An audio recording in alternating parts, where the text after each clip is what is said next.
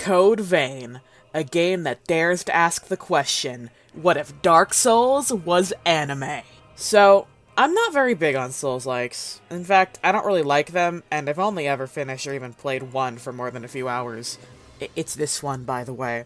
And if I'm being honest, this game didn't really change that for me. I only ever really showed interest in this game because of the art style and character creator, if I'm honest. But I did still beat it. Mind you, I never bothered to go back and finish the DLCs, but I don't think I really missed anything. The game is overall pretty average, I think. It's interesting enough if you don't mind pretty edgy anime stuff, but I never did end up finishing a New Game Plus playthrough or finish any other playthroughs, period.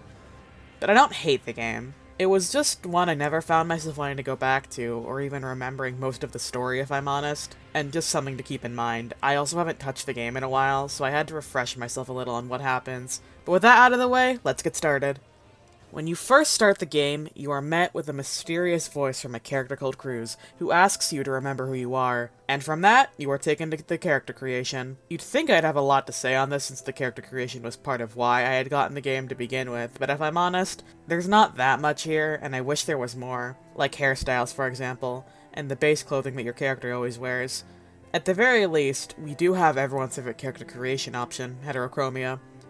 And the eye customization is pretty cool too, with being able to change your pupil's appearance, the color of your sclera, and having the two-tone color base. But I also just wish there was a way to color your purifier, which is something your character is constantly wearing during gameplay, and is always stuck with those dark colors. Which, I'll be honest, is to my taste, but I can see it bothering others who prefer lighter colors. After character customization, you are taken to what is essentially a quick little tutorial where Cruz explains that you are a Revenant and what blood codes are, and that you are special in that you aren't limited to one like everyone else. So, yay you. You can leave this area at any time and don't really even need to talk to Cruz. After that, you are met with... Oh. Why did they dress her like that? Anyway, this is Io. And no, this isn't who I named my cat after. My cat is Io, not Io, even if they are spelt the same way. And, she's just here. Or, well, she definitely knows things, but in the way that I'm not entirely sure she remembers what's going on. They do explain why she's here later. Anyways, you walk with her for a moment and go over to that white plant thing. Your character goes a little crazy. It's because you're hungry, I think. And then Io bites you, and that activates the blood spring. And this power is special. So, after that... Why? After that, you get kidnapped, essentially, and are forced to go find these blood beads, which are weird little things that come from that plant called a blood spring, and Revenants need them because they need to consume human blood, and they're similar to human blood in composition so that it works. But, anyway, you don't have a choice to not go find them, essentially. Also say hi to Oliver, he's cool. The mean boss guy, who doesn't have a name, so you know he's not important, also mentions the hunter, who, if I'm honest, doesn't really come up for a while, so foreshadowing, but in, like, not that good of a way. It appears I forgot I had an enemy randomizer on, whoops. Anyways, we are finally free to play the game, and with the addition of Oliver, we have the main component that makes Code Vein a little different than other Souls-likes. Partners. Partners are essentially an extra hand in combat, and the most important function they have is they can revive you when you die as long as that ability is not in cooldown, which you can see. And you can do the same for them, and you honestly should. They do make the game a lot easier, but in some aspects, because of their inclusion, it makes the game a little harder too. But reminder, I am not a person who normally plays Souls-likes, so maybe it's just hard to me. Anyways, you continue on through the first area, and there's a few sneaky moments where you get absolutely surrounded, but the enemies are incredibly frail, so it's not a big deal. And then midway through... No! Oliver! You are forced to go at it alone. Fortunately, this still isn't a big deal, and I'm not as rusty as I thought either, as I don't remember even dying in this part except to that one guy. You know the one. But it's genuinely a lot scarier going at this alone without a companion, I think. Especially since Oliver was such a heavy hitter. Luckily, the companionlessness doesn't last for long and you are met with a stranger. Luckily, he's friendly and asks to go with you. You fight a bit, and the stranger is a pretty useful guy, being able to throw fire and whatnot, until you reach another blood spring. Luckily, your character remembers what to do and just revives the blood spring, to which the stranger doesn't really react that much, or, oh well, I guess. You continue through a little further and end up in what I think was the spot you entered in, and is that Oliver? No! Oliver!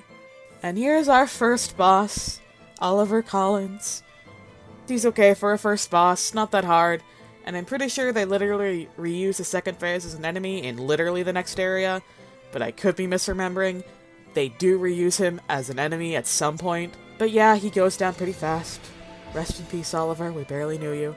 Once the fight's finished, your character starts to hear some voices, and... is that Oliver's voice? Oh well, we have to touch it now! And thus, our introduction to Vestiges, which, I'll be honest, they confuse me.